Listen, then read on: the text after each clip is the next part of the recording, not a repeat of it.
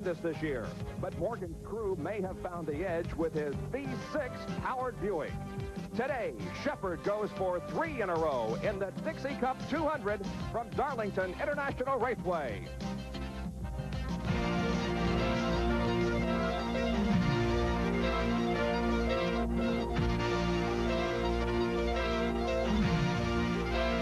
ESPN, your #1 auto racing network, presents Auto Racing 86.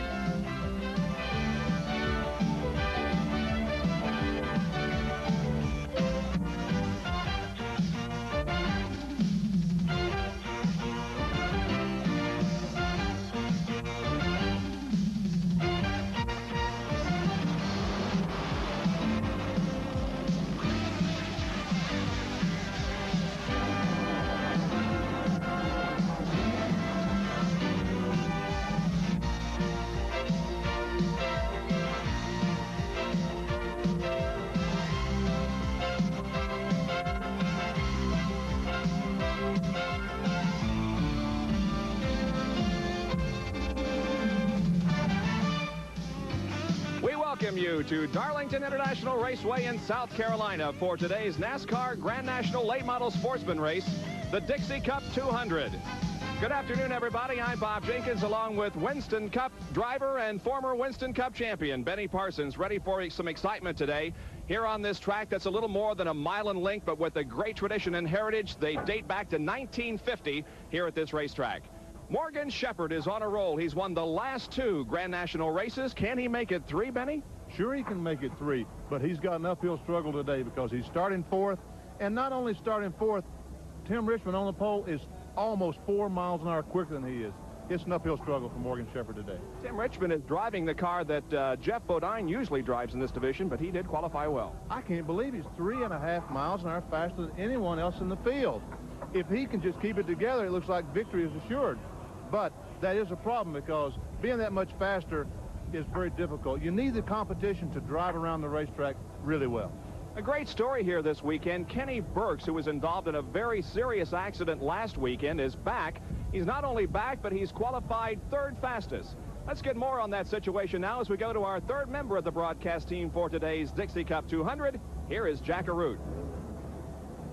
Well, there's no question that it did look bad for Kenny Burks 1 week ago, but here he is in Darlington, South Carolina, qualified in the 3rd position. Kenny, it seems as if when you crash, you do better when you come back.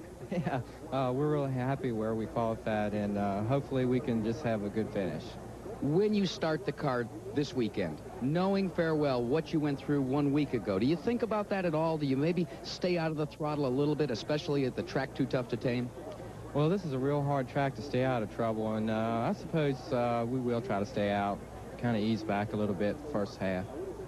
Well, that's the story from pit road. Kenny Burks starting right behind 2 superstars. Look for him to have a good finish here today. All right, we wish Kenny Burks good luck, and the other 35 starters will be in today's Dixie Cup 200, which is being brought to you by Ford and your Ford dealer. Have you driven a Ford lately? And by Busch Beer, the beer with a taste as smooth as its name. And by Goodyear Eagles. You either have Goodyear Eagles or you need them. We'll be right back with the starting lineup for today's race in just a moment.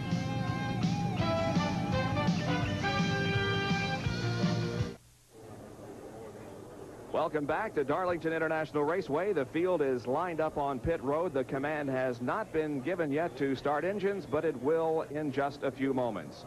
36 cars and drivers are set to go in today's 147-lap event. Here's the lineup on the pole. Number 15, Tim Richmond, qualifying at 157.298, a new track record. Outside of row number 1 will be Dale Earnhardt, qualifying at 153.747. In the second row, Kenny Burks in car 02, the Burks hauling Pontiac. Outside will be Morgan Shepherd in car number 7, the Whitaker Racing Buick.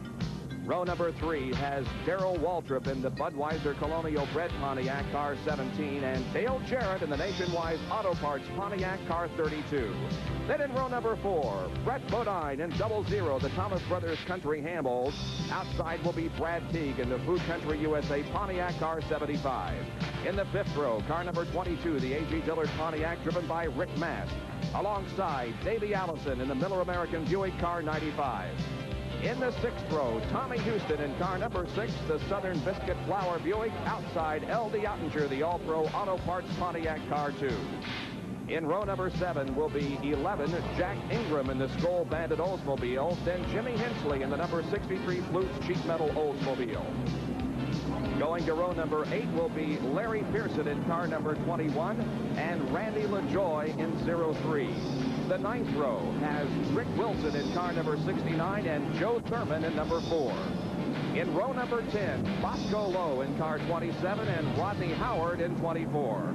The 11th row will be Donnie Allison in 23 and Haskell Willingham in 90.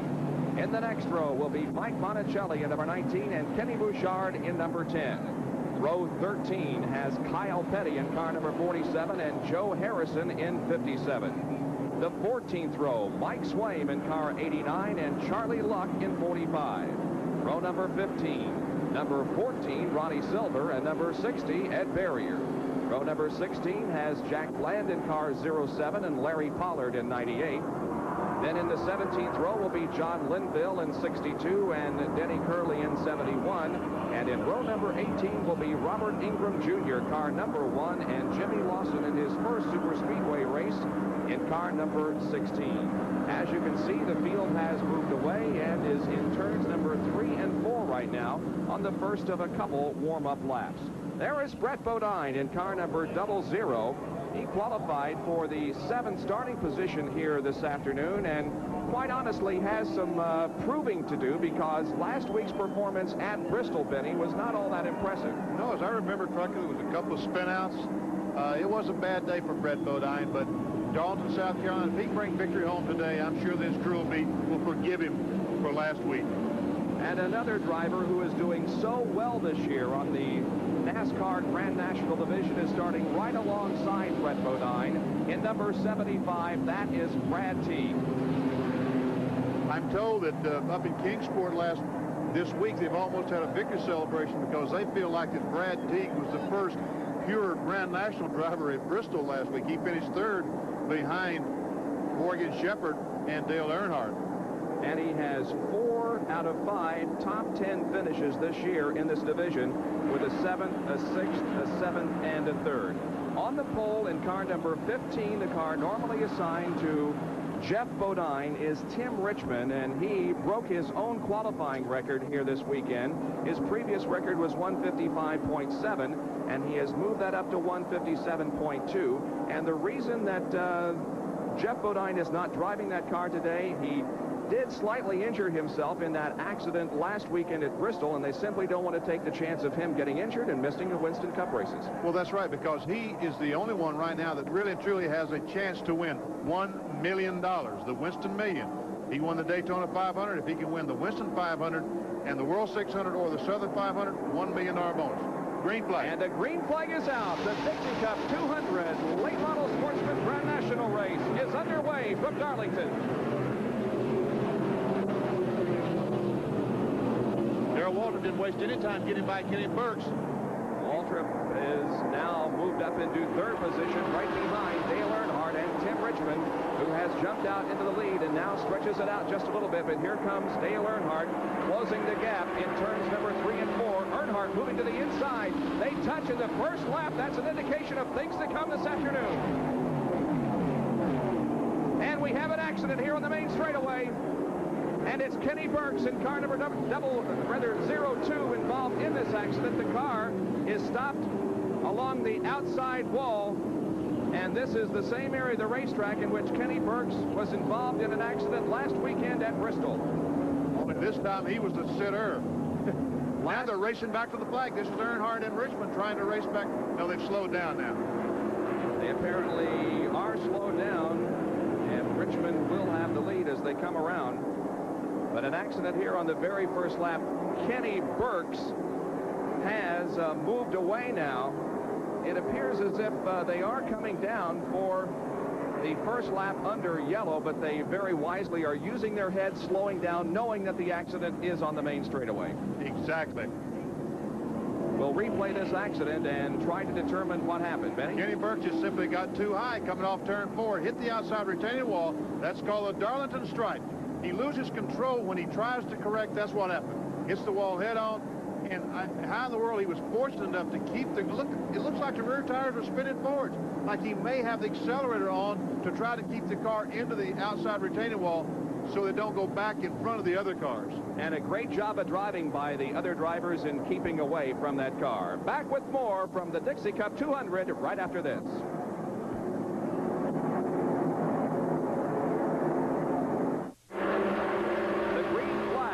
Back on at the Dixie Cup 200 at Darlington International Raceway. Here they come to complete lap number 5. The leader is Tim Richmond. Dale Earnhardt running in second position. Then Darrell Waltrip is third, and Morgan Shepherd is in fourth spot. Let's go to the pit area and get an update on the Kenny Burke situation. Here's Jack Arute.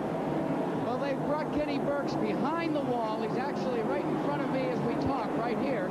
And let's take a look at Kenny Burke's damage. You can see it on the front of the automobile. And gentlemen, the thing that I noticed most importantly is it could have been a bunch of inexperience at Darlington that caused this crash. On the start, Darrell Waltrip just intimidated his way by Kenny Burke, and it looked like Kenny lost all of his composure, and it ended up against the concrete and underneath the start-finish line. Well, Benny, this is one of the racetracks in which they do very highly emphasize a rookie orientation program, and perhaps it was an experience that led to that first lap crash. Experience means so much at Darlington, more so than any other racetrack on the circuit. As a matter of fact, they show a film. Look at Earnhardt trying to get he does. Nice position up in 3 and 4. So Dale Earnhardt is going to lead lap number 7. Richmond now second. Morgan Shepherd has moved into third position. Meanwhile, Randy LaJoie in car number 07 did spin, but he kept it under control, and there'll be no yellow. Great job by LaJoie. Spun going in turn 3, was able to get the car back under control and continue on. And look, Richmond going back by Earnhardt one more time. Morgan Shepherd. Oh, wow.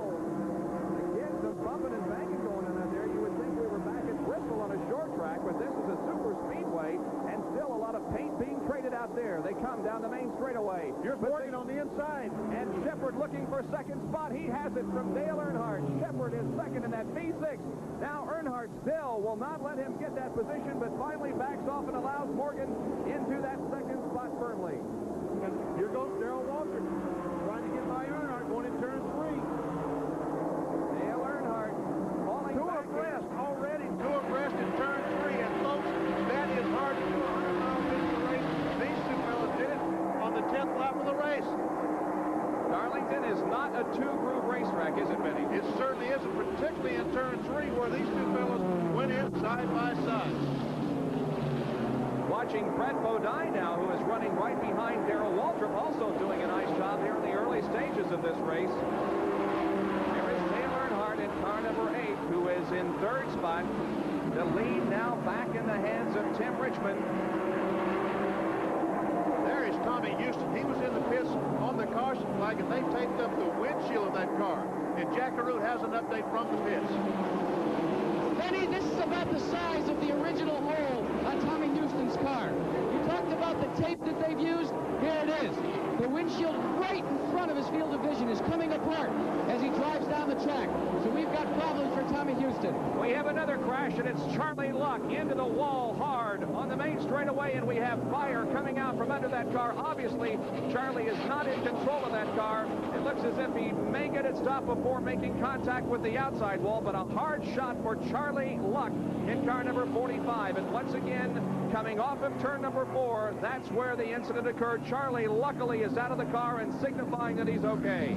There, his tire went by him at about 100 miles per hour. We saw the black flash. Wow, hard blow by Charlie Luck. But he felt that fire and got out of the car very quickly. There's a fire truck, the NASCAR fire truck. Now, Charlie, first of all, they're going to make sure he's okay. Yeah, he may be a little shaken up here. We have a replay of what happened.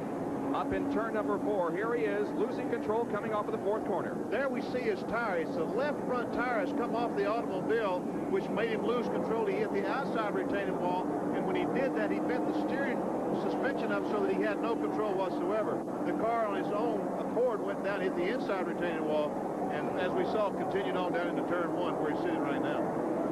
Sam Ard is the crew chief on this car of Charlie Luck, former champion of this division. And it's going to be a while before we can go back under green because they're going to have to get this battered car off of the racetrack. So we'll resume our coverage from Darlington in a moment.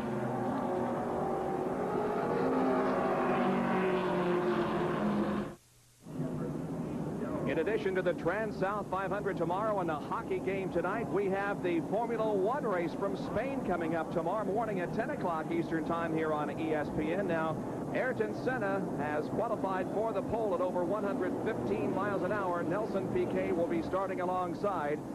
Jackie Stewart and Larry Nuber will have all the action for you tomorrow morning at 10 o'clock, the Spanish Grand Prix here on ESPN. We're at Darlington, South Carolina this afternoon for a Grand National race, and we have seen 2 accidents in the first 13 laps of this event. Kenny Burks losing control in corner number 4 early, and the most recent accident for Charlie Luck, who had an encounter with the inside retaining wall also off of corner number 4. And the 4th corner, Benny, seems to be one of the areas in this racetrack that gives the drivers the most problems. It's going to give the drivers the most problems early on in the event. Once the race gets settled down and the leaders start catching some of the slower cars and lapping them, I really think that turn 2 is going to be a problem because high on outside of turn 2, it's very slick. Jack Arud has something for us from the pits. Jack? Yeah, Benny, they've removed Charlie Luck to the infield medical center for the mandatory checkup. But one of the things that we wanted to bring the people up to date on is the fact that, as you know, Charlie was running with telemetry, medical telemetry, hooked up to his body. He's been working with Appalachian State University, the Human Performance Lab, trying to develop a profile of what a race driver goes through as an athlete. So he had the EKG and the respiration and everything all monitored inside the car. And you can be sure come Monday morning when they look through that telemetry, they're really going to have their hands full. Well, now, what about that, Benny? You've been in accidents before. Does your heart beat a little faster when you know you're going to hit the wall? I guarantee you know, there's Tommy Houston back in trying to put something clear. That must be plexiglass or something they were putting over the hole and taping on. But when we have an accident at a major speedway such as Darlington, Talladega, Daytona, they do take you to the hospital, and the first thing they check is the blood pressure. And it's always much higher than it ought to be. Well, luckily, Charlie Luck doesn't appear to be seriously injured, although he has been taken to the hospital just for a routine examination. We're still under caution here at Darlington with 15 out of 147 laps completed. The Dixie Cup 200. Back after this.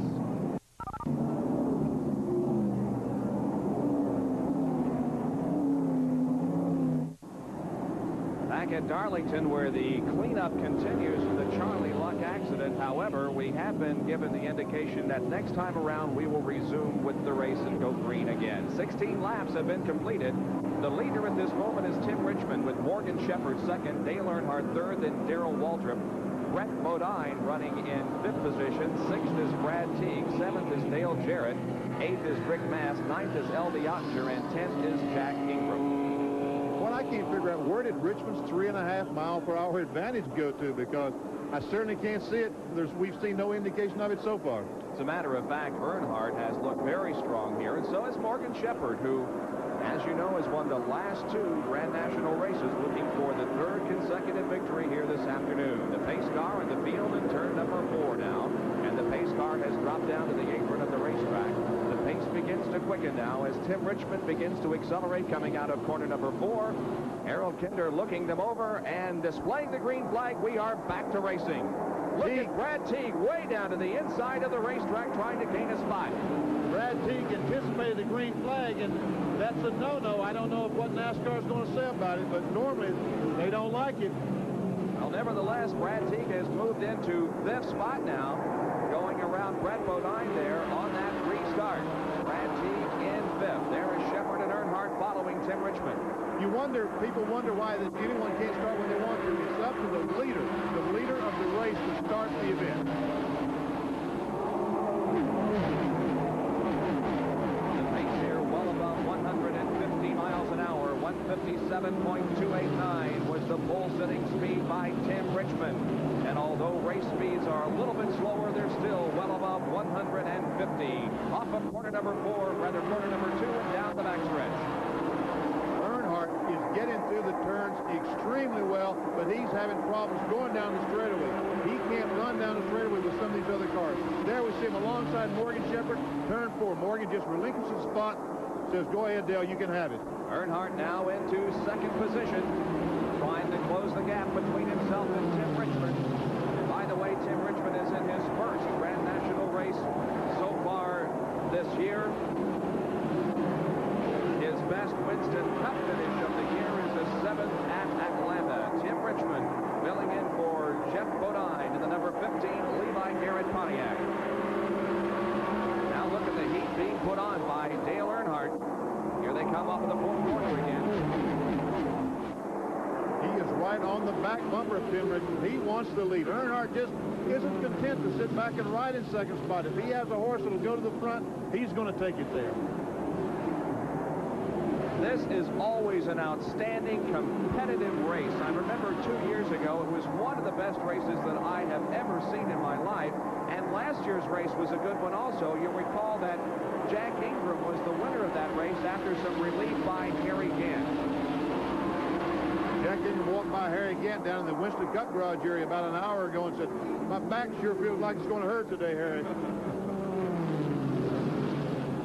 21 laps completed. It's Tim Richmond and Dale Earnhardt battling for the top spot here in this Grand National race. Brett Bodine and Dale Jarrett are also nose to tail out there on the racetrack.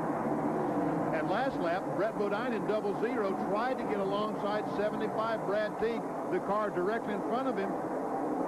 There we're back to the lead. That's Earnhardt has taken the lead from Tim Richmond. Earnhardt now has the lead. You are so right. That car handling well in the turns. That has been the area of the track that Dale Earnhardt has looked the strongest. He passed for second position in turns 3 and 4, and now he has taken the lead from Tim Richmond in turns 3 and 4. There he is down the backstretch, Dale Earnhardt.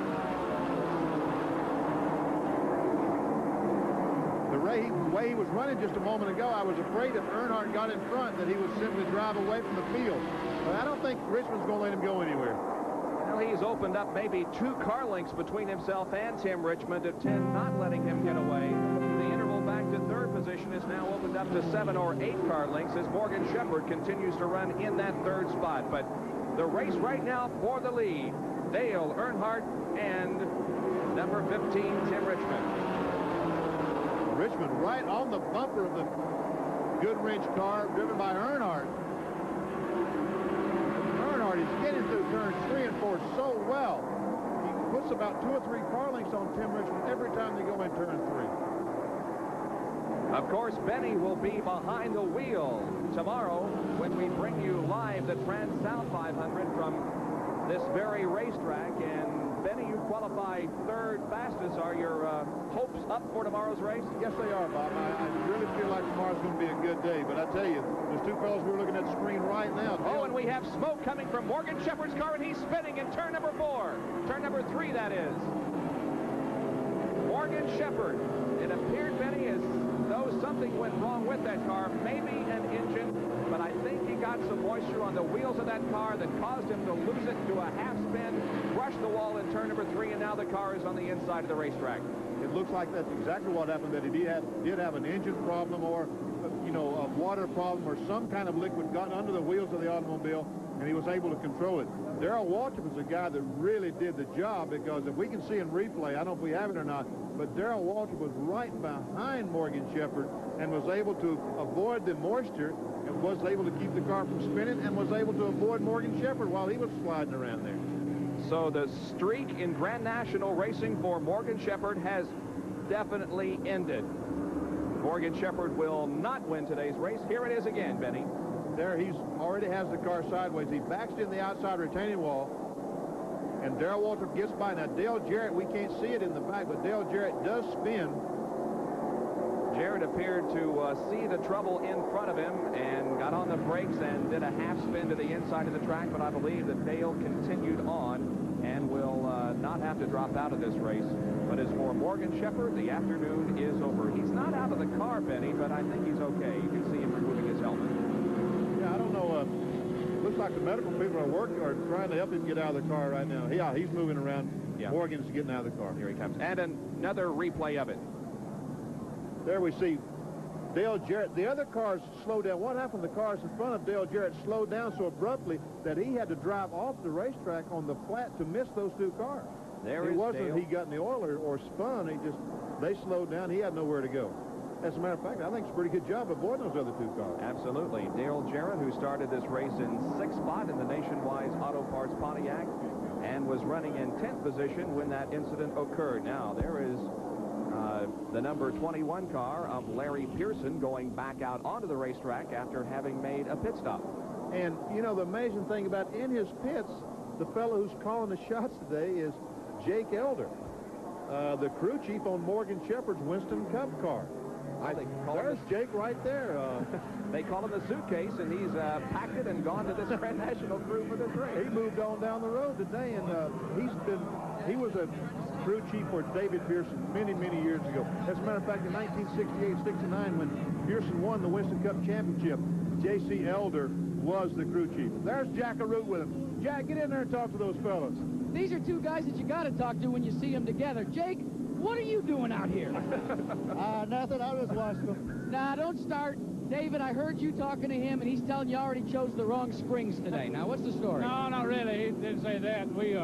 He just said we had too much spoiler. These cars didn't need that much. Of course, the car was tight, and of course, Jake went to holler and take weight down, and one holler changed tires. One they knocked the spoiler down. So we just have a good time racing. David, you did have a close call, though. It was good that the caution did come out because Larry's hood was coming apart. Well, no, it was just a back bolt come out of it, which it was going to run all day that way, and it wouldn't.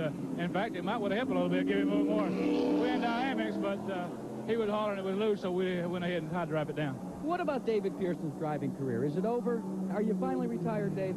I don't think so. Of course, everybody thinks I have because I haven't been running, and I don't know. In fact, of course, I've been thinking about it here lately, but really, I believe a driver would never think about how old he is or if he would ever retire if it wasn't for the sports writers. Every time they walk up to you, they say, are you going to retire, or are you quitting, or how much longer are you going to drive? Then it gets on the driver's mind. Well, am I really too old? Is that what it is? But if it wasn't for them, you never think about it and run for years and years. Well, the thing that I understand, Jake, that you need to know is this guy bought himself a helicopter. Do you think you can help him set that up? I was missing a helicopter. That's it from pit road, guys. Well, at least one vote from the broadcast booth for David Pearson not to retire. He's not too old, Benny. Hey, now, come on. I'm all for it because he's tough competition. Well, David won't be in the race tomorrow, but Benny will. But a lot of good competition for you tomorrow in the race, not the least of which Jeff Bodine will be on the pole and Tim Richmond will be alongside the Hendricks cars performing well here this weekend in Winston Cup.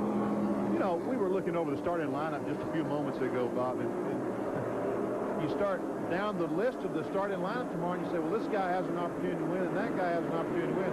And you know something, all of a sudden you're talking about 25 people that really and truly have an opportunity to win the race. Who's going to win? I have no idea. I just hope we can keep the streak going at 12 different winners and 12 races, and I hope I'm the 12th guy. Green flag is back out.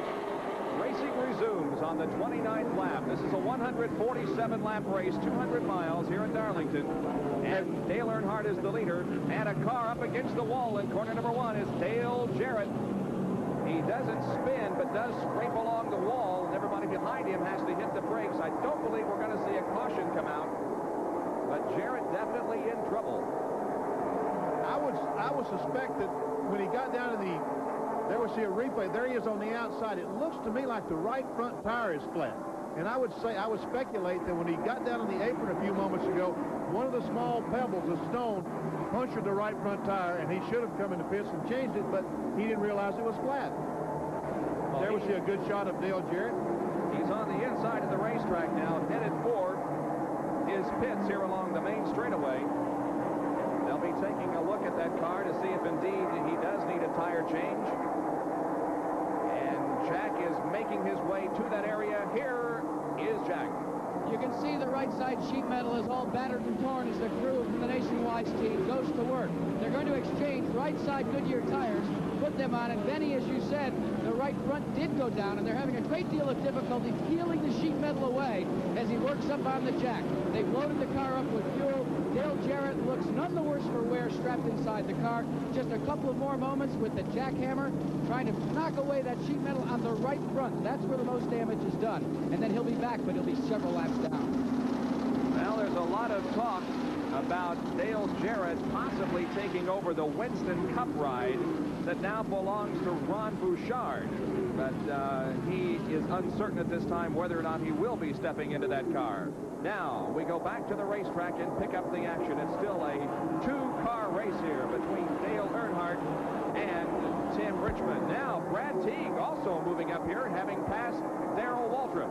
On the restart, Brad Teague did the same thing he did just a moment ago. He anticipated the start of the race, the restart a little bit better than Waltrip, and was able to pass him for third spot.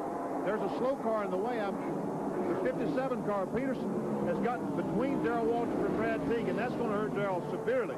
Well, the slower car does move high on the racetrack in a nice gesture, allowing the faster car of Waltrip to go underneath. There is Waltrip down the back stretch. The cars we've been watching making a nice move is Rick Wilson in car number 69. We'll try to show you him in a few minutes. He has moved from 17th starting position to 7th. I said Peterson. That was Harrison in the 57 car, the slower car that was between Brad Teague and Darrell Waltrip just a moment ago. Earnhardt now seems to be pulling away from Tim Richmond, and that's somewhat of a surprise because Tim qualified so well, 3.5 miles an hour faster than Dale. But Dale, all afternoon, Benny, has proven that that car is, at least appears to be, faster than Tim's. He certainly appears to have the fastest car out there. He is getting through the turns so well. As I said a moment ago, I don't think that Earnhardt's going down the straightaway any better than any of the other cars, but he is certainly getting through the turns well. 35 laps have been completed. It is Dale Earnhardt, Tim Richmond, Brad Teague, and Darrell Waltrip. We'll be back with more of our live coverage from Darlington International Raceway.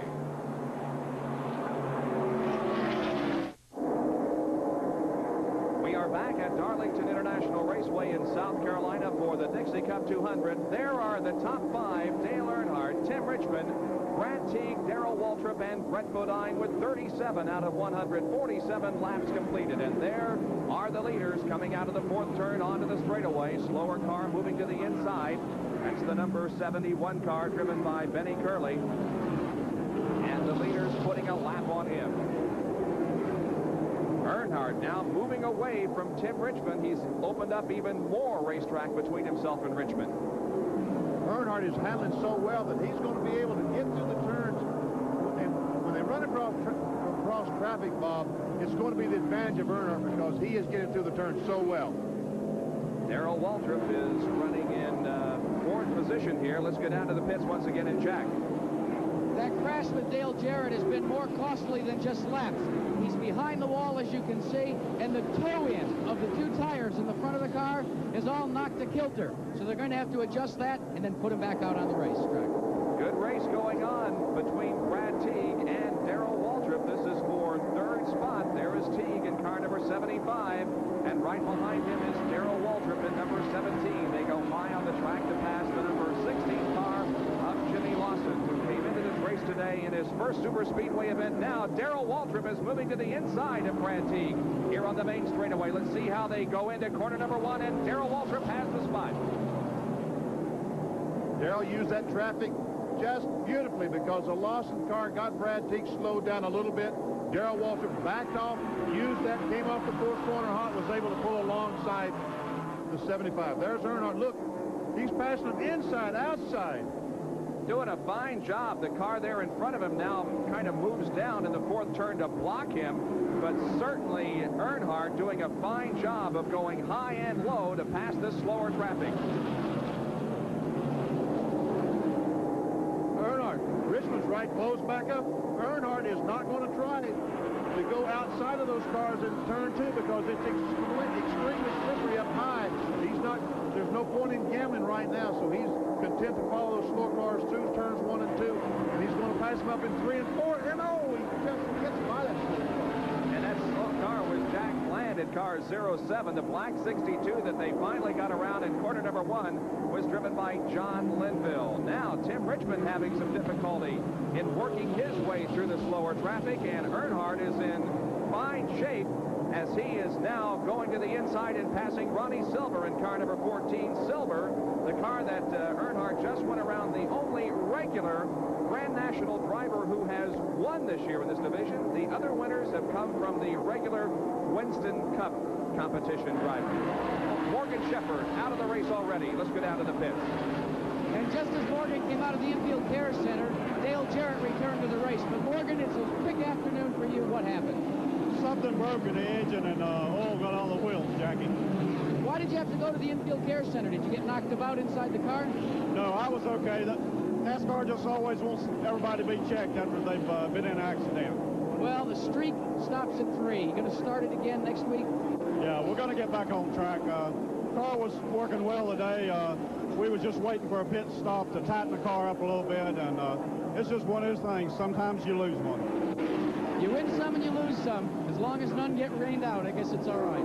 Well, Benny, he is certainly one of the drivers that you have to consider as a favorite for tomorrow's race because he's going to be back in the car that he won Atlanta in, the Race Hill Farms car number 47, and I'm sure hoping to have a great race. And Tim Richmond looking to the inside of Dale Earnhardt there, going down the backstretch and into number 3, but Richmond unable to move into the lead.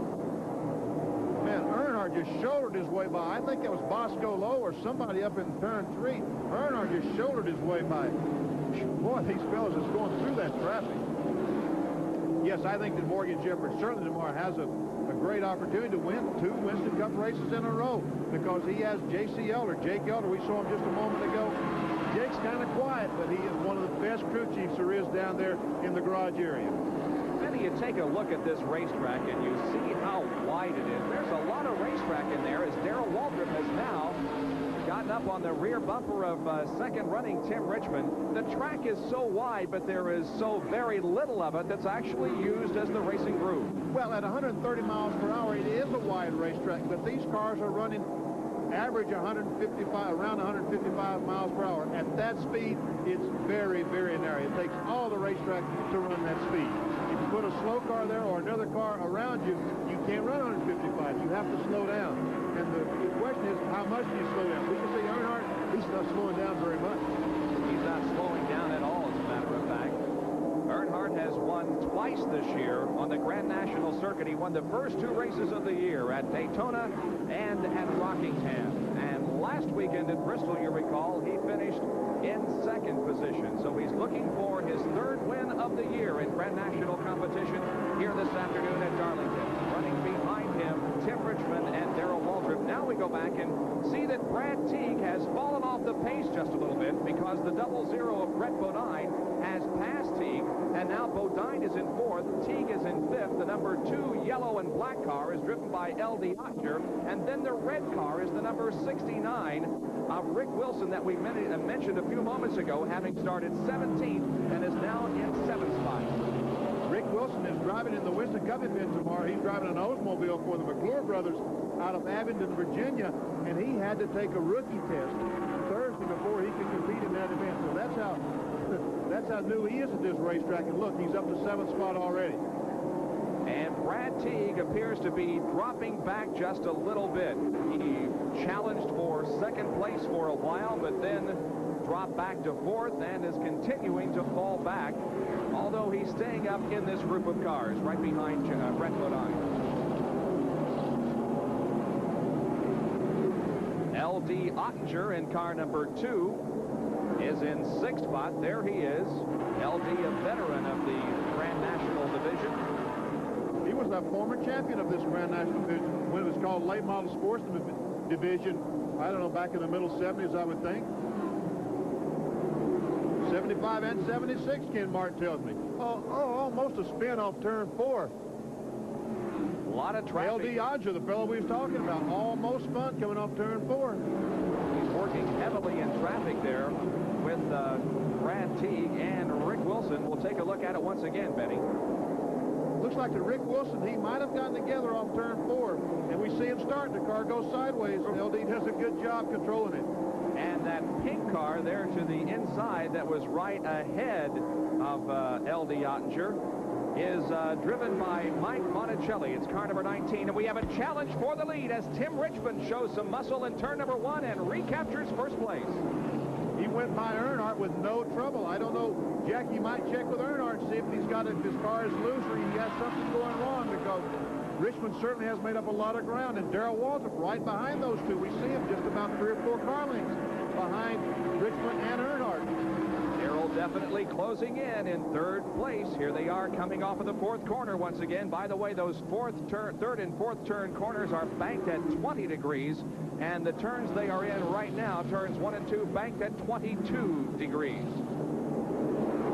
There's Tim Richmond from Ashland, Ohio, who has recaptured the lead here. There is Earnhardt, who is running in 2nd position.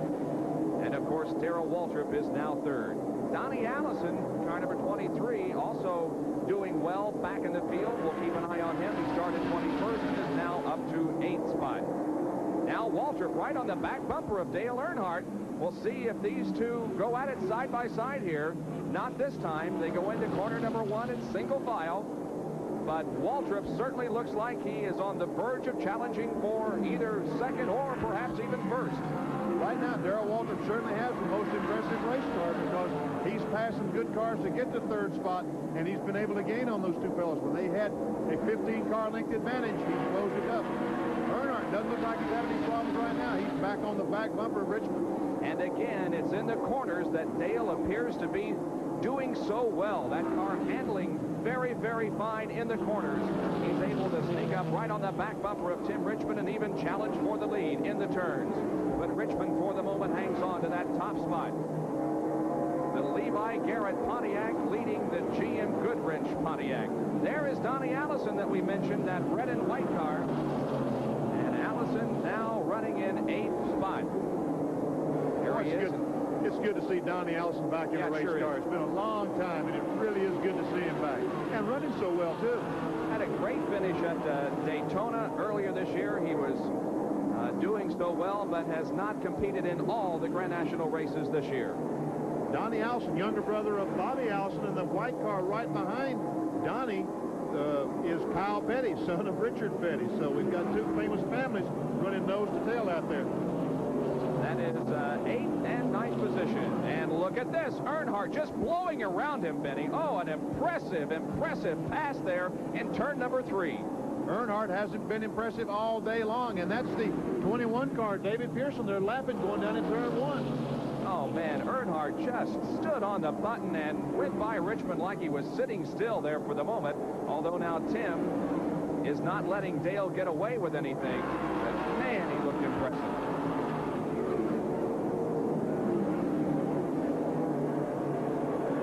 Tim Richmond now beginning to fall back just a little bit, and Earnhardt stretching out the lead as we have completed 56 out of 147 laps in the Dixie Cup 200 from Darlington. Stay with us.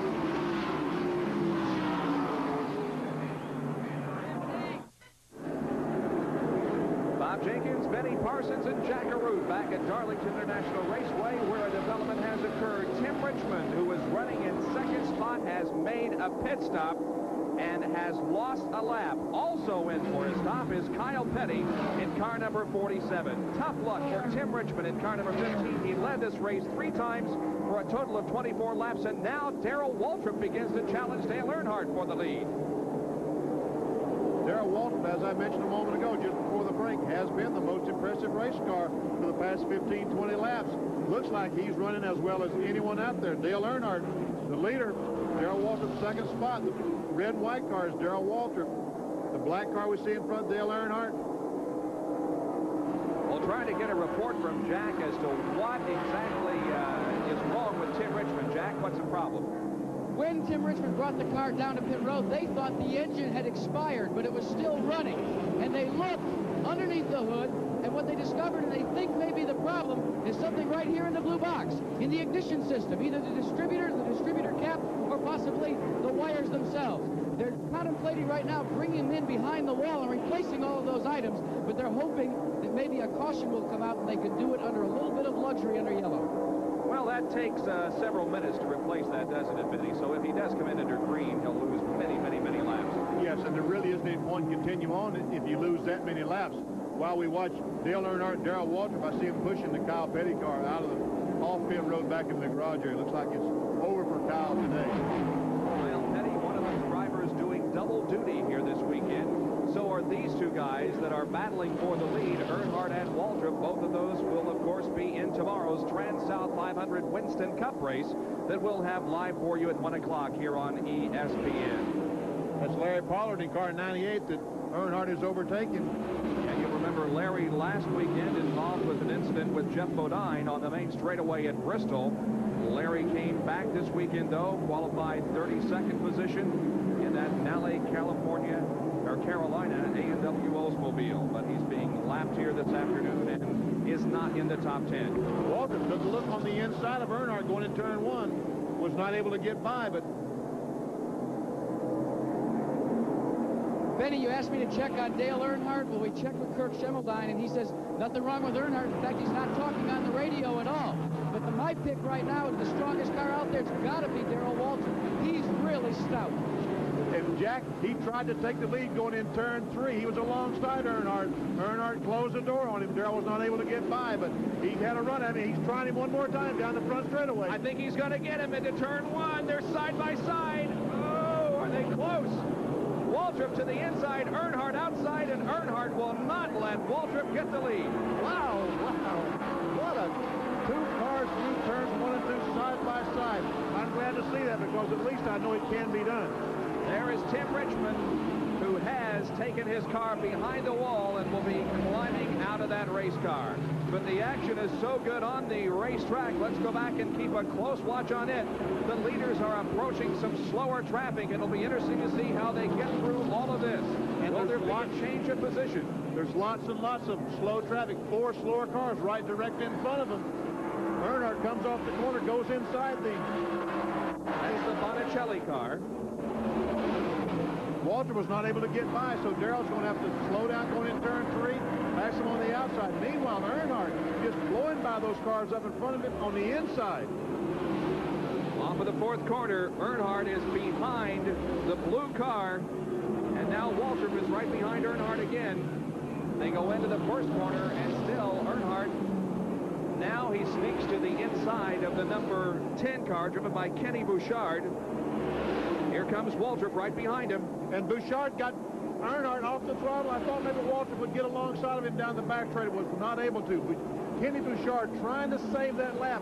He don't want to go a lap down to the leaders, but look, there's nothing he can do about it. Earnhardt drives by up in turns 3 and 4. Kenny Bouchard is running in 14th position, by the way, so we now have 13 cars that are on the lead lap, and Waltrip still has not gotten around Kenny Bouchard and lapped him. We'll see what happens here, and then we'll go down to the pit area and check with Jack Arute, who has Tim Richmond. Now Earnhardt does get around Kenny Bouchard. Jack? Well, we're here with Tim Richmond in early afternoon, Timmy. What put you out?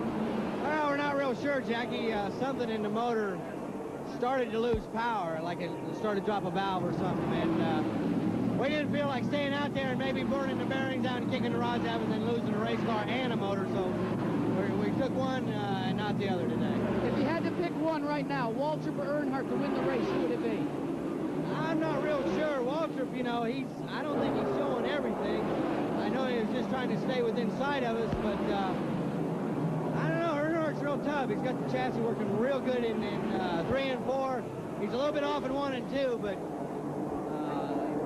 I don't know. I don't know. Well, he'll wait and watch right here like the rest of us to see who goes to victory lane. All right, we thought we were going to have a caution, but we did not. Now Waltrip goes inside on the straightaway, and again they go into the 1st corner side by side. Darrell he knows what to expect this time, but Earnhardt is able to do it on the outside one more time, Bob. We thought we were going to have a yellow because Rick Mast in car number 22 started smoking badly in corner corner number 3.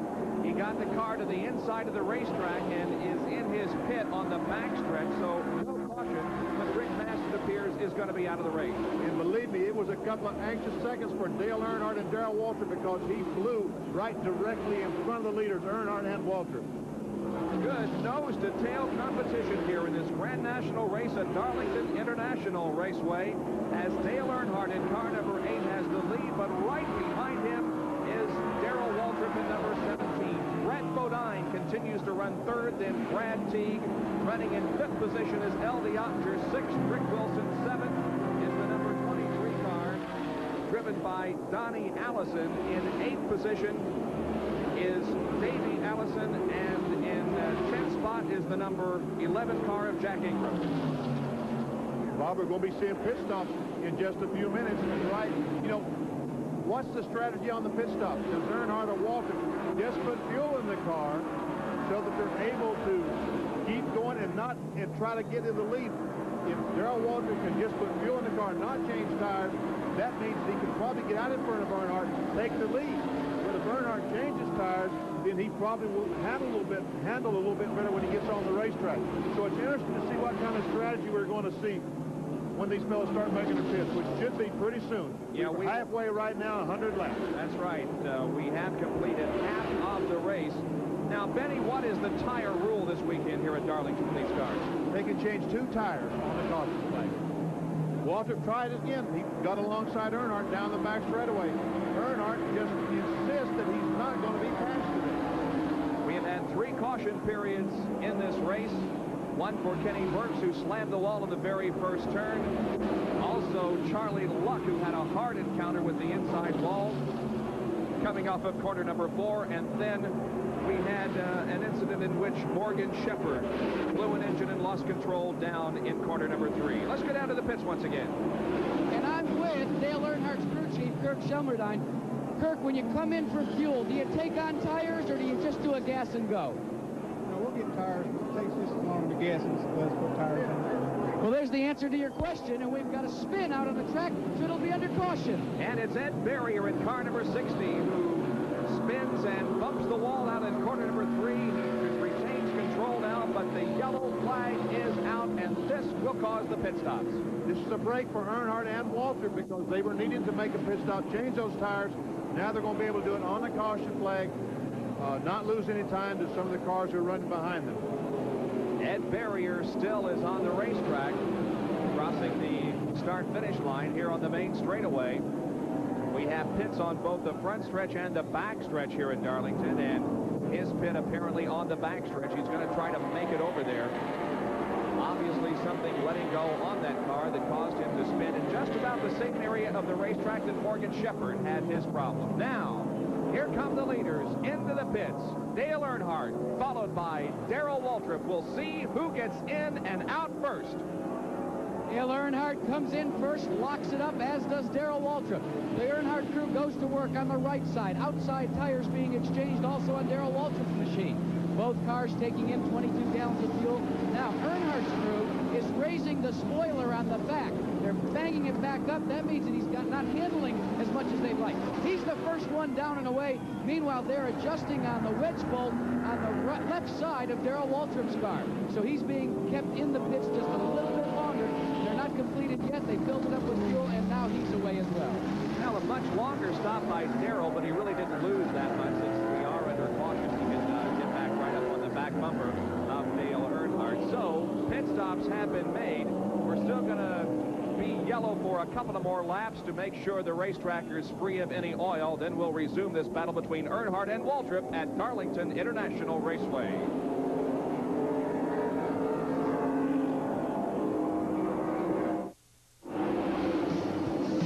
We're delighted you could join us today for the Dixie Cup 200 Grand National Race from Darlington International Raceway that's being brought to you by Mr. Goodrich. No one knows your GM car better than Mr. Goodrich. No one. We are just past the halfway point, and we are yellow, and this is the reason. Benny Parsons. Ed Barrier, the car's been smoking a little bit all day long. This time it looks like he had a little more serious problem. Something broke inside the engine. The moisture got under the wheels. He spun going in turn 3. And the caution flag was a good break for several cars. Joe Thurman, Tommy Houston, and Jack Ingram in the Skull Bandit almost lapped. Now they're able to come back. They're right on the back bump of the leaders. Green flag's out. Here we go. The racing resumes on the 79th lap. They charge into corner number 1. It is Dale Earnhardt who is the leader of this race. In second spot now is Waltrip. Third, L.D. Ottinger. Fourth is Brett Bodine. And in fifth position is Rick Wilson. There is Waltrip still challenging for the lead. Both drivers asked for adjustments on their cars during the pit stop. Both apparently thought their cars were just a little loose out there. And that's the reason that Waltrip was in for a much longer period than Earnhardt.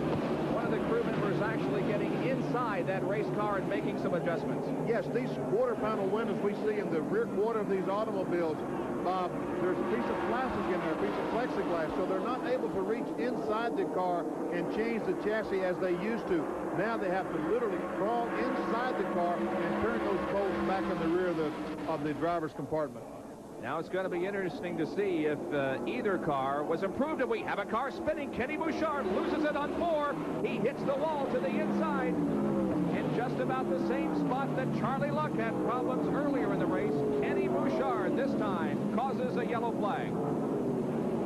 Don't look like there's very much damage to the, well, there might be a little bit of excessive damage to the right rear, but the right front came around and hit the wall, but it doesn't look like there's a lot of damage to the car. But I guess the toe end is probably knocked out. I'm told that the thing is towed in pretty badly. He's going to have to come in and make some pretty extensive adjustments to the car. You know, there's so much apron here that you really are able to scrub off a little bit of speed when you lose it up there before you actually make contact with the wall. There we see Rick Wilson trying to pass the Kenny Bouchard car. They got together, touched. Bouchard spins the car, hits the inside retaining wall with the rear. The front comes around, slaps it, and that's when he knocked the front suspension out of kilter. So Kenny Bouchard, a regular modified driver, is in the pits, and they're trying to see if that car can be salvaged and got back out there on the racetrack for more action. As you can see with the hood up in the car is from Massachusetts. Long place, Bezima Buick, is that what it says? I think it says on the hood of the car. They're running quite a few. That fella, this year, they're going to run quite a few events with Kenny Bouchard down in the Southeast in the Grand National Division. This is our fifth caution period of the afternoon. Several cars have dropped out of competition here this afternoon. And we have seen at least 2 cars drop out because of accidents as Waltrip comes in for another pit stop. Kenny Burks and Charlie Luck and Morgan Shepherd all involved in accidents. And you can see the other drivers that have dropped out of competition. There we see Jack Ingram in the pits and Darrell Waltrip. Both cars changing left side tires. And that's Jack Arute has it down in the pits. And Benny, that was a break because now these guys have got literally 4 new Goodyear tires on. They changed the right sides just, what, 2 laps ago, and now they've got the left sides on. So despite the NASCAR rule, they've taken on 4 new skins. And Dale Earnhardt, meanwhile, has opted to stay on the racetrack. He's leading the event, but he only has the new right side tires. And the tires aren't worn out on these automobiles. Certainly, they don't wear out in 100 miles, but new tires just have certain adhesion characteristics about the. Just makes the race car feel so much better and run so much better. Jackie, do you have something for us? Yeah, I was going to tell you, just as soon as Darrell Waltrip came into the pits, Kurt Shelmerdine got into a huddle with his crew to say, maybe we ought to come in for it. And I'm going to see if I can get a word with him right now. Kurt, Waltrip's taken on 4 tires, and you've only got 2 on the right side. Why didn't you bring them in? Well, we had trouble with the car being loose at the start of the race. It was pretty good right there, so we didn't want to fool with it right now. Well, there you have it, a gamble. One side of the lead duo decided to come in for 4. This guy decides to keep his driver out with 2. Yeah, but if the car feels okay, as Dale says it is, why bother with it, right? Why bother? That's exactly right. And the new tire advantage will probably go away in about 5 laps. And it's probably going to take Darrell Waltrip at least 5 laps to pass the cars that he's going to have to pass to get back up behind Earnhardt. I mean, he's got to go by Tommy Houston, Brad Teague, Donnie Allison, the Rick Wilson automobile, Davey Allison, Brett Bodine, L.D. Ottinger. You know, there's lots of good cars between he and the Dale Earnhardt automobile.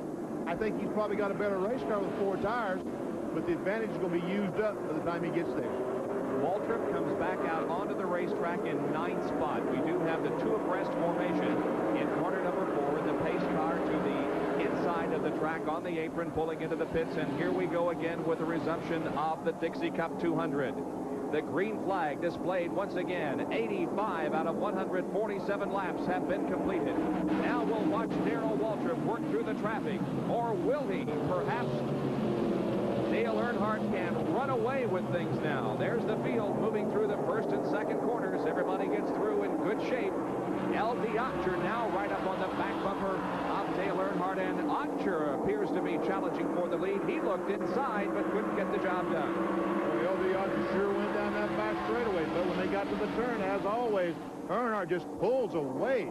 Look at Darrell Waltrip. He's still behind Tommy Houston. Doesn't appear to be moving up at all, as a matter of fact. He's on the inside now of Tommy Houston and will pass Tommy, but those slower lap cars are ahead of him, and it's going to be a few more laps before Waltrip can thread his way through this traffic and perhaps put himself in a challenging position.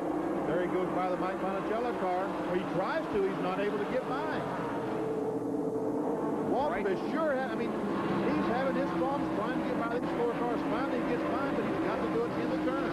And he has moved up to 8th spot now, but still a lot of racetrack between himself and the leader, Dale Earnhardt. And Earnhardt is now beginning to pull away from second place, and we've had a change in second place as the number 00 car driven by Brett Bodine has moved around L.D. Otcher. There is the interval. It's an entire backstretch interval between Waltrip and Dale Earnhardt. So a lot of racetrack to cover before he can get up there once again.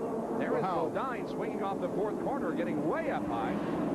He got a little bit closer to that wall, sir, than he wanted to, that's for sure. Bodine now in second. Otcher is in 3rd position, and running in 4th spot and doing a fine job out there is Davey Allison, another American Buick. And we saw the 10, blue number 10 on the racetrack. That's Kenny Bouchard. They've made some repairs. He's back on the speedway trying to get as many Grand National points as he can.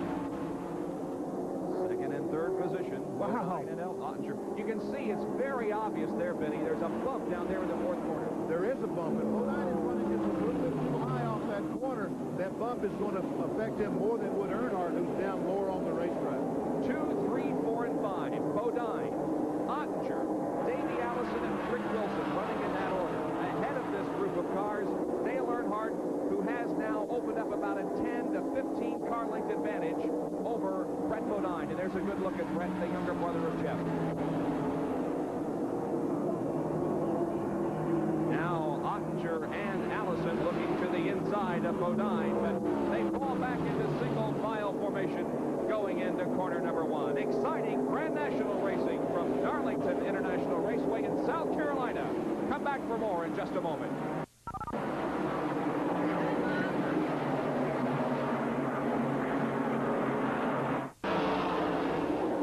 We are back at Darlington International Raceway for the Dixie Cup 200 Grand National race, and that interval that Dale Earnhardt had opened up has completely diminished, Benny, and Brett Bodine now is looking strong, and right behind him, L.D. Otcher.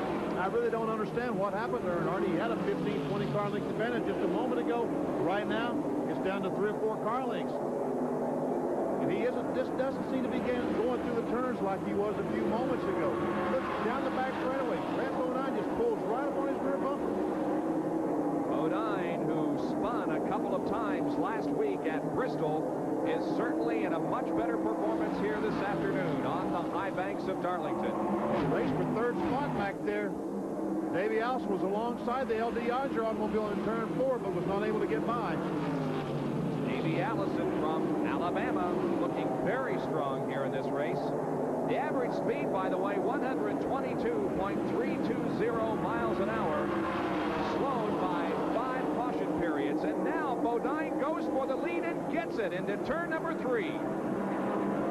Well, Earnhardt's got something wrong with his automobile. I'm sure Jack LaRue is down with Kirk right now trying to find out what it is, but Brett Bodine has the lead. And the car you see in the very back of the picture right there, oh, here comes Earnhardt back. Earnhardt will not stand for this, but he cannot capture the lead once again. He pulls nearly alongside Bodine in the second corner. Now we'll see what happens as they come out of the backstretch, and look who has suddenly come into the picture once again and has brought the lead back. That is Darrell Waltrip. He's in sixth spot. Bodine leading Earnhardt right alongside. Here is Earnhardt going for the lead and getting it once again to fourth corner.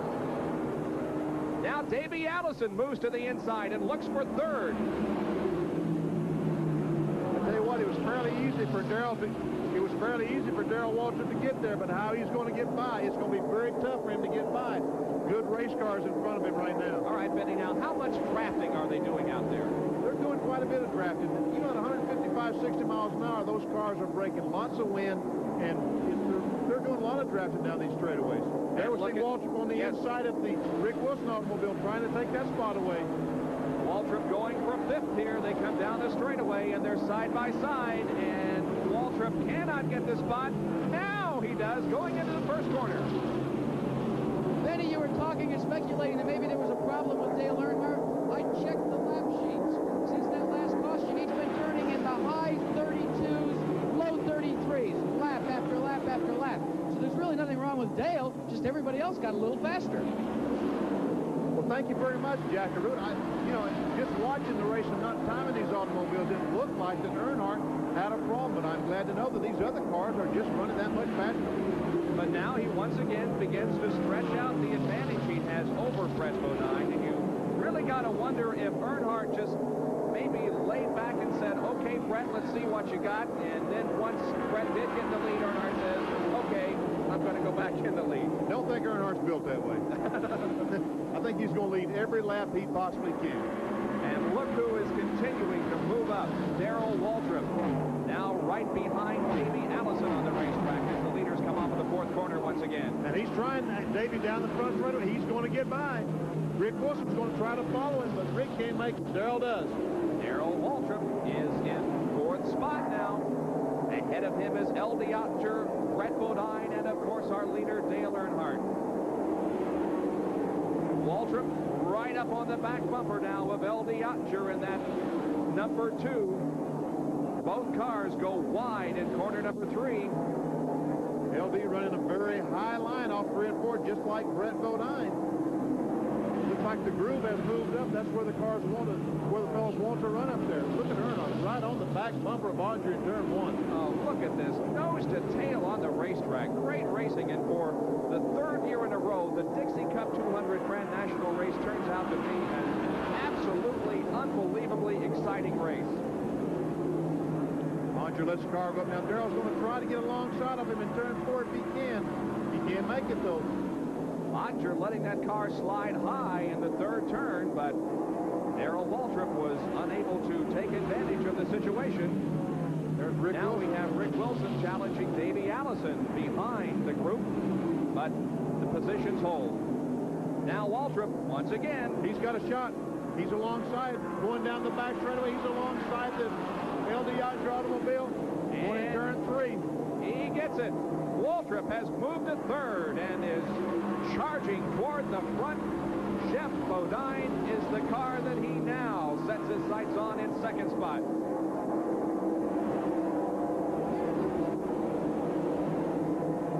I'm here in the pits with Eddie Jones, the crew chief for Darrell Waltrip's machine. Eddie, you took 4 tires. You come from the back, come all the way to the front to challenge. Have you used up much of the race car, though? No, I don't think so, Jackie. First part of the race, we were just riding. We could run fast, but we couldn't race. Now I think we've got the car where we can race, Dale. We got the tires, we got to the front. Now Dale's just trying to pick his way through and get up to where he can ride with Dale and race him when the end comes. When you say ride with Dale, is that the strategy? Wait till the last couple of laps before you show your hand? Well, the way this racetrack is, and as tough as it is, as tough as Dale is, and as tough as Darrell is, I don't think he wants to wait to just the right moment. Well, it's waiting time down here in the Budweiser pit, gentlemen. And Waltrip is challenging for second, and at the end of the backstretch, he gets it from Brett Bodine. Waltrip has moved into second position. And now Dale Earnhardt leads this race by, well, maybe 20 car lengths. But I have a feeling, Benny, that interval is going to close up quickly. I think you're exactly right. I think Darrell Waltrip is going to be able to catch the Earnhardt automobile. We're going to see a great race to the end. And there is the leader off the second turn, and there is second place Darrell Waltrip. That's how close they are.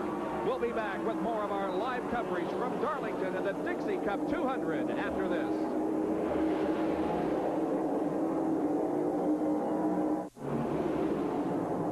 We have a new leader in the Dixie Cup 200. Darrell Waltrip has passed Dale Earnhardt, and Waltrip is the leader.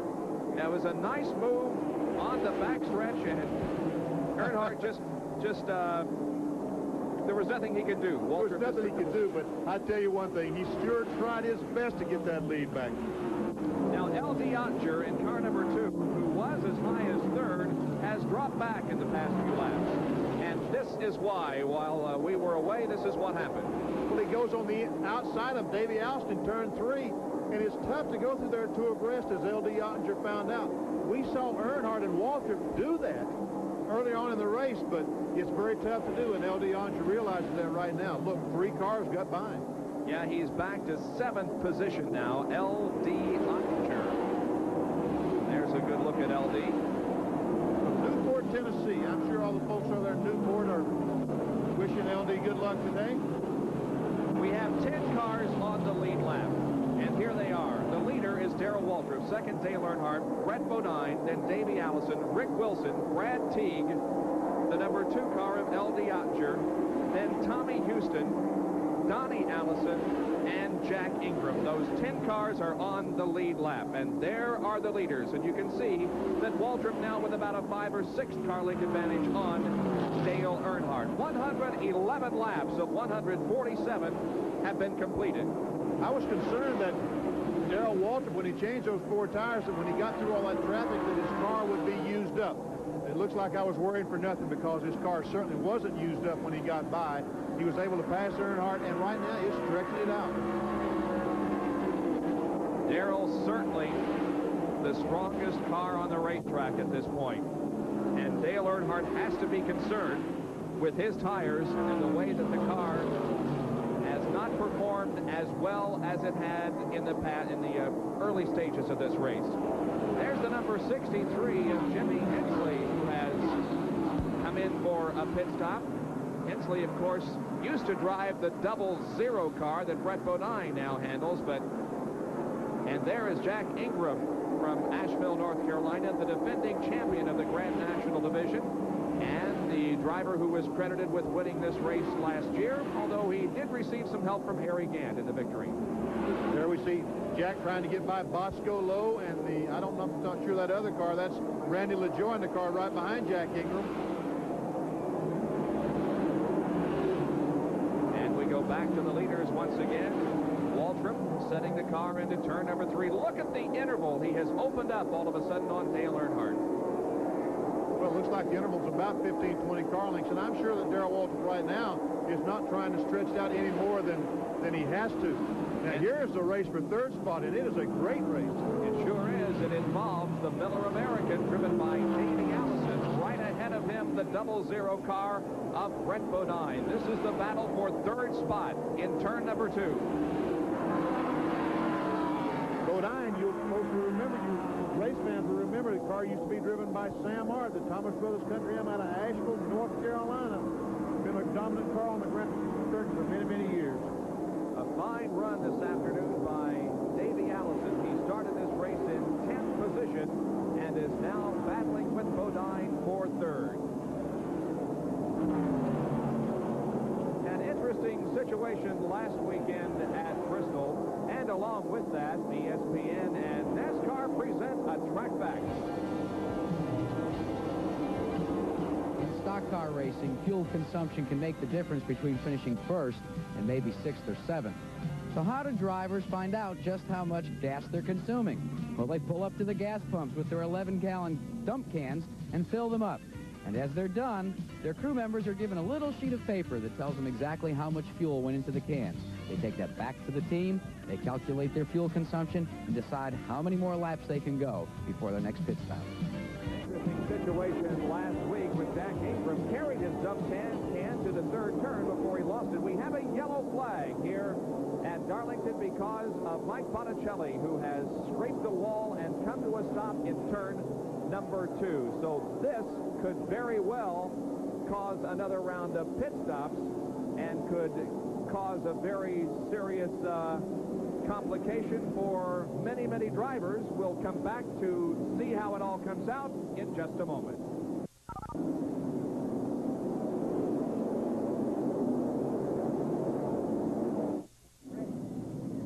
Tomorrow at 1 o'clock Eastern Time, we'll be here live for the Trans-South 500 Winston Cup race. And my partner in the broadcast booth today, Benny Parsons, has third quickest qualifying speed and will start from inside row number 2 in that race. And we hope you will join us for the Trans-South 500. There you can see the baseball games that are going on throughout the nation this afternoon. The Phillies leading the New York Mets 4-2 in the 5th inning. And the other baseball scores from around the nation this afternoon that you will be caught up on SportsCenter later this afternoon at 6:30 Eastern Time. We're yellow here at Darlington because of an incident involving Mike Botticelli, and the car is still up against the wall, and he is receiving some attention from the track crew. So we are under yellow. Dale Earnhardt has made a pit stop, but Darrell Waltrip has not. It could mean some great racing, and we'll find out about that when we return. 80 ends in Bruins at 7 o'clock tonight here on ESPN. The track crew just now returning to its station after having cleaned up the incident over in turn number 2. Mike Botticelli scraping the wall, but I think he's going to be able to continue in the race. Well, let's talk about Rick Wilson a little bit in car number 69. Rick has had a strong performance here this afternoon. He is a Winston Cup driver that will be going in tomorrow's race. His best finish in Winston Cup competition this year is 7th at Daytona's from Bartow, Florida. When you see that Captain Cody's on the car, that's a restaurant down in Daytona Beach. Roy Yates, the owner of the restaurant, I saw him down earlier. He's here to watch his car, Rudy's car on, Rick Wilson on both today and tomorrow. Well, now, we saw some interesting pit stops during this most recent yellow flag situation. Jack, update us on exactly what happened. Well, Earnhardt was the only leader that came in and literally to take on tires. He took the tires that he needed. Waltrip, however, stayed out. And at first I questioned that decision. But with just a scant, 26, 27 laps to go, I talked to Eddie Jones, and Eddie said, well, Darrell says the car's running very well. And they waited until Earnhardt came in. Eddie radioed to Darrell what Earnhardt had done. Darrell radioed back the decision and said, I'm staying out. Well, Benny, if you were in the same situation out there, what would you be more comfortable with, Darrell's setup or Dale's? Well, you know, a while ago I thought that Darrell Waltrip had a disadvantage because he had to start behind so many good race cars. Dale Earnhardt has the same problem, although Darrell Waltrip had, what was it, 8 or 9 that he had to pass? Yeah. Earnhardt only has to pass 3. Right. Jack Ingram, Rick Wilson, and Brett Bodine. So Earnhardt's job is a little bit easier, but I don't know. I think maybe Waltrip may be just as tough as Earnhardt. It's going to be very exciting the last 26 laps, I'll tell you that. This will complete lap 122, and the race is 147 laps. We are back to green. Let's see what happens here. The field accelerating down into turn number 1. It is Darrell Waltrip on the point at this time. Brett Bodine is second, Rick Wilson third, then Jack Ingram, and then Dale Earnhardt. Behind him, L.D. Otcher, Davey Allison, and Brad T. Donnie Allison also running in the top 10, but Donnie, with a very poor start there, is dropping back on the back stretch. What happened to Donnie was he got high down in turns 1 and 2. He got up there, and he just had to back off the throttle to make it through the corner. Field coming down the straightaway once again. Car moving to the inside. There are 2 cars to the inside. L.D. Otcher is one of those that has dropped off the pace. The other is Haskell Willingham in car number 90. L.D. Otcher, who had run in the top 10 all afternoon, is having trouble. He is on the apron of the racetrack in turn number 2. There is the leader, though, Darrell Waltrip, Still setting the pace, the interval between first, second, third. There's fourth place, and that is Dale Earnhardt. You know Earnhardt's coming. He's used up everything he has right now to get to the front to catch Darrell Waltrip. You know, he's running out of time. He has about 30 miles, but that's not a long time in a stock car race. Especially when you're turning laps here just a little over 30 seconds in length. It is not a long time at all. There is Waltrip into corner number 3. LD Otger is coming in for a pit stop. And that car appears to have serious problems. Perhaps a tire has gone down, but they don't appear to be in any hurry to change the tires. Now they move to the right side and begin to examine the rubber, but I think it's something more serious than that. There is some sheet metal damage on the right side of the automobile. It looks like that the right front fender is pushed back into the tire just a little bit. Some of the spotters around the racetrack thinks he might have scraped the outside retaining wall up in turns 3 and 4 as he did earlier on in the broadcast. Well, it would certainly seem that way because there is some body damage. You can see the crew has brought out the hammers trying to pound that sheet metal back from the tire. Well, Earnhardt is definitely on the move, Benny. He's up to third spot and closing in. Well, he's still fourth spot. No, he is still fourth. That's right. He's closing in on third. Rick Wilson. That's right. But Rick Wilson and Brett Bodine, they got a little private race of their own going right now. And the problem is if Earnhardt goes by, he will help one of the cars. Like he'll help Wilson get by Bodine. Bodine don't want that to happen. Here they are in the fourth corner. Earnhardt moving alongside. And Rick Wilson getting that car up way high, almost scraping the wall, putting a Darlington stripe on it perhaps. He grabs the position, though, at the end of the main straightaway. Earnhardt has now moved to third. Next will be Brett Bodine. There is Bodine. You can see the interval between first and second. Here comes Earnhardt in third. Exactly 20 laps to go right now. Can he do it, Benny? He probably can because he's running very well. And Earnhardt having to pick his, Darrell Waltrip right now having to pick his way around slow cars. He passed a slow car up in turn 4 that affected him dramatically. He probably lost 1 second that lap trying to get by that slower car. Yeah, normally you would go to the high side to pass the slower car on the straightaway, but Darrell had to dive to the inside to make the pass on that car, which was the number 07 car of Jack Bland. I don't think that Dale Earnhardt could do it. I really don't, unless we have another yellow and unless things change dramatically. As long as we stay under green, I don't think that Earnhardt can catch Darrell Waltrip, although he has moved around Brett Bodine on the inside and taken over second. He made that pass on Bodine up in turns 3 and 4. Looked very easy. He has nothing in front of him right now except air. Darrell Waltrip's about 30, 40 car lengths in front of him. We're going to see right now who has the better race car, Darrell Waltrip or Dale Earnhardt. And the interval is just a little over 3 seconds, and we will try to keep tabs on that interval to see if indeed Earnhardt is closing in. There he is. Earnhardt in second position now, with Waltrip coming off the fourth corner in the lead. He completes 130 laps. We have a 17 to go in the Dixie Cup 200. Bodine and Rick Wilson staying close together out there on the racetrack, contesting third spot. But our interest right now is Dale Earnhardt and whether he can close the gap on Darrell Waltrip. Down in the pit area, here's Jack Arute with an interesting guest. Well, this fella's been watching the fortunes rise and fall all afternoon of his brother Brett. This is Winston Cup star, Daytona 500 champion, Jeff Bodine. And Jeffrey, it looks as if Brett has really learned how to get around the track too tough to tame, but he couldn't hold off Earnhardt. Well, Dale came in and changed left side tires. Brett elected to stay out. We could have come in, but he said he wanted to stay out. He felt he had a better chance to do that. And yeah, Dale came up through there and passed him. He's holding his own right now. He's running really good. He's the first Grand National driver in line behind those 2 Winston Cup drivers.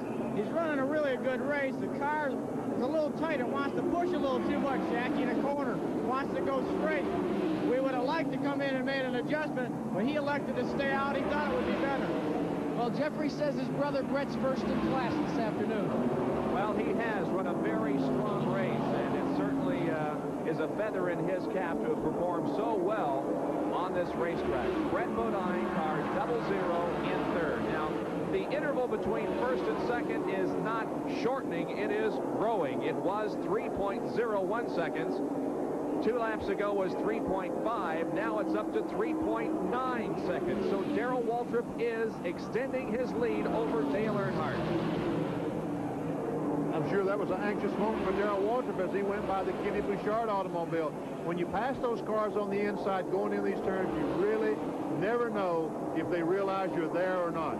You're always expecting to not realize you're there and come down and run into you. But this time, Kenny Bouchard knew he was there, gave him lots of room. This may come down to a better race for second, third, and fourth position if Waltrip can continue to hold on his lead right here, because as you can see, it's about a half a straightaway advantage for Waltrip. And Dale Earnhardt is not putting distance on the Brett Bodine and Rick Wilson car like I thought he would. They are staying right there with him, although now, because of the Kenny Bouchard car, the slower car, Earnhardt does stretch out the interval between himself and Brett Bodine. There is the leader, Waltrip. And right here will be Dale Earnhardt.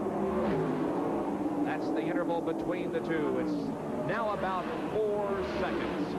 So we will continue with more from Darlington and the Dixie Cup 200 right after these messages.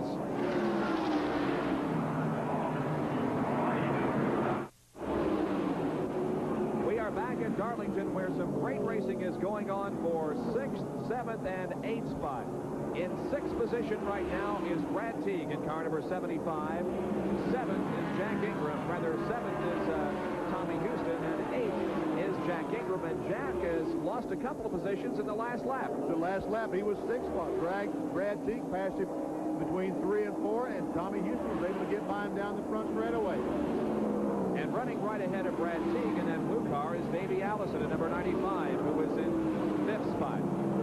But as far as the lead is concerned, well, it appears to be Darrell Waltrip's race at this point. As we take a look there at Davey Allison, who is running 5th. It appears to be a Darrell Waltrip race at this point, because he is maintaining about a 4 or even 4.5 second lead over Dale Earnhardt. There is Darrell coming down the straightaway, and there is Earnhardt. And behind Earnhardt, of course, 3rd place Brett Bodine, and 4th place Rick Wilson. But again, Benny, I don't think that Dale is going to be able to close that interval. It doesn't look like, you know, there's Darrell's wife, Stevie Waltrip, watching her husband at work. You know, Darrell Waltrip was 4.5 miles an hour slower than Tim Richmond. But when this race started, you realize that Darrell Waltrip had an opportunity to win, because this car has been running up front all day long. When we went into this NASCAR Grand National race, Jack Ingram was the points leader with 733, and Brad Teague was 683. And Tommy Houston was 3rd in the points with 680. And you saw just a few minutes ago how those drivers were battling for position out there, 5th, 6th, 7th, and 8th. And so the points are going to tighten up, it would appear, at the conclusion of this race. Darrell Waltrip, of course, not in a good point situation, because he hasn't competed in all of the races. He was 26th going into this race in the points. And here is Brad Teague in car number 75, who is getting a serious challenge from Tommy Houston at number 6. Houston to the inside. And Teague able to hold on to the spot. And we remember Tommy Houston early of the 1st or 2nd lap of the race. Something went through his windshield. They put a piece of plexiglass over it. Right in front of his face, that is plexiglass. It may be bothering Tommy just a little bit. You can imagine the tremendous wind force upon that windshield. And it's really held together well. It has. Brad Teague holding it off. He's still holding that spot. Brad Teague in car number 75. Houston tries it one more time. They're alongside. Down in turn 1. And once again, Brad with the better line going into corner number 1. And Houston getting a little squirrely there in corner number 1 and 2. What happened to Tommy was when he went down in turn 1, the left front wheel touched the apron, which upset the race car. Took him almost all the corner to get the thing back under control. We haven't talked much about the V6 engine here today, but it certainly is an engine that has performed well in this division. Of course, it had won the last 2 races with Morgan Shepherd, but not completely a factor here this afternoon. No, I think that I'm not sure how many of the cars out there have V6s and whether they're the Chevrolet V6 or the Buick V6, but I think maybe Davey Allison has a V6, probably a Buick V6. Tommy Houston, I think, has a V6. So there is room for that engine in Grand National racing. And the best thing, this is the testing ground for this engine for Winston Cup racing, probably in 1988. Continuing to watch Brad Teague and Tommy Houston contest positions out there on the racetrack. As we have completed 144 laps, we've only got 3 more to go. Darrell Waltrip appears to be on his way to victory. He is in turn number 4. When he comes down, it will be 2 more laps to go. The white flag will come out next time for Darrell Waltrip. Well, this race appears to be in hand. Let's once again talk about tomorrow, Benny. You'll be out there on this track starting in 3rd position. We wish you well, but who do you anticipate as being strong tomorrow? Well, it's certainly Dale Earnhardt, Darrell Waltrip. The fellows that we've seen out there today are going to be very tough. Jeff Bodine, the pole sitter, I was out there with him yesterday afternoon. He is extremely strong. There's probably 10 or 15 guys that I can name that can win the race tomorrow, but those 4 will certainly be there when it's over. Darrell Waltrip has received a white flag. There is less than a lap to go in the Dixie Cup 200.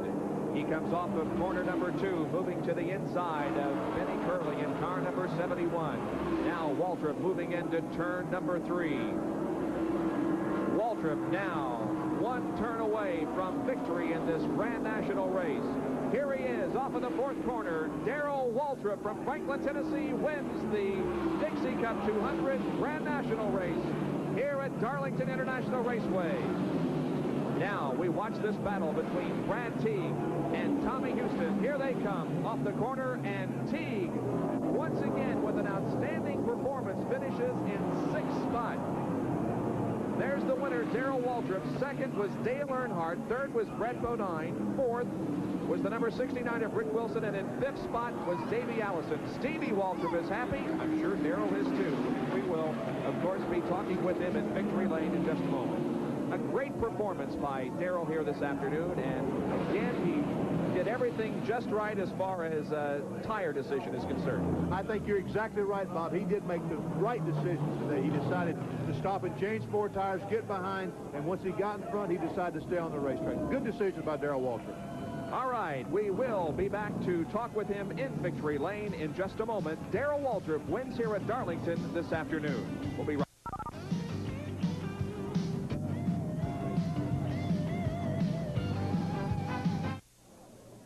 We're back at Darlington, the Dixie Cup 200 over. Darrell Waltrip has won. Before we go down to Victory Lane, we are going to excuse Benny Parsons here because he has a practice session coming up in just a few moments. But, Benny, the best of luck tomorrow. We hope that you do well. I hope so. I hope it will be good, Bob. It certainly has been a pleasure working with you the last 2 weekends, and I look forward to doing it again in North Wilkesboro. That's right, just next weekend when we will again have some great NASCAR racing. Good luck to you tomorrow, Benny. Thank you. All right, down to the pit area now, and Jack Arute in Victory Lane. And this is not an uncommon place for Darrell Waltrip, but on a Saturday afternoon, normally it's on Sundays. Congratulations, Darrell. Thank you, Jackie. Just a super run by the car and by the crew. I have so many unsung heroes on this team that work just like everybody else does on Grand National cars. But they work on this little sportsman car for me and keep it tuned up real nice. And I'd like to thank Goodyear Tire and Rubber Company for some good tires today, and also for Ron Neal, a prototype engineer up in Chicago that built this motor, and it runs so good. And, of course, Eddie and all the boys that work so hard on the car. I want to thank the Lord for a good, safe race, because I had a couple of opportunities there. I think I had a couple of angels with me today. Let's talk about the crew, though, and Stevie being part of the crew, because we saw she helped in the decision today. You guys came in, took on right side tires, then another caution, you took on left side tires. Earnhart didn't. Yeah. Is that what made the difference? Well, I wanted to, the tires I had on the start of the race were not very good. I qualified on them. I don't mean they weren't very good. They wasn't as good as I said I had practiced on. So I was anxious to get those tires on the car. And in all honesty, early in the race, I saw I could outrun everybody. And I wasn't too worried, and I knew when I got fresh tires on a couple rounds of bite that Eddie and Donnie and everybody would get me out of the pit and we'd win this race. It's just a neat day, and thank Budweiser. And, of course, don't forget about Colonial Bread. Got to have that bread, eat that chicken, and drink his beer with it. You've been with the Grand National Series when it was a late model sportsman series, and you won so many victories there at the Nashville Raceway. Compare the class of competition now, Darrell, to, let's say, maybe when you were in it and you were the hot dog. Well, you know, a thing that used to upset me so bad, guys like Bobby Allison and you know, even Jack Ingram and Morgan Shepherd, a lot of guys used to come to Nashville where I was supposed to be the champ, and they beat me. And I used to get right upset about that. And, of course, I see why now. They had a little more experience than I did at the time, and that's really, there's no substitute for experience in this game. Being 39 years old is a blessing. It isn't a hindrance. Okay, tomorrow, can you make it too? If there was any way that I could get the Grand National car, the Winston Cup car, to handle like this car does, I'd lap the field. But so far, I haven't been able to do that. This car is a phenomenal record. As you know, you've done a piece on it before, and it's the car I won here with last September. This is the car that Terry Labonte won with in Charlotte. And I had to win today because last time it was run, Terry won, and I wanted to be sure I was still up as good as he was anyway. Well, we'll see if he can win tomorrow. And tell you what, guys, I'm going to be a little late. I'm going to get that chicken and that Budweiser and everything else he offered. Back up to you. Checks in the mail. Save me some. Save me some. Our congratulations from the booth to Darrell Waltrip, who did an outstanding job here this afternoon in winning the Dixie Cup 200 Grand National race. Well, we're going to take this break and then be back with some closing comments and some a look ahead to tomorrow's Winston Cup race from Darlington. We'll be right back.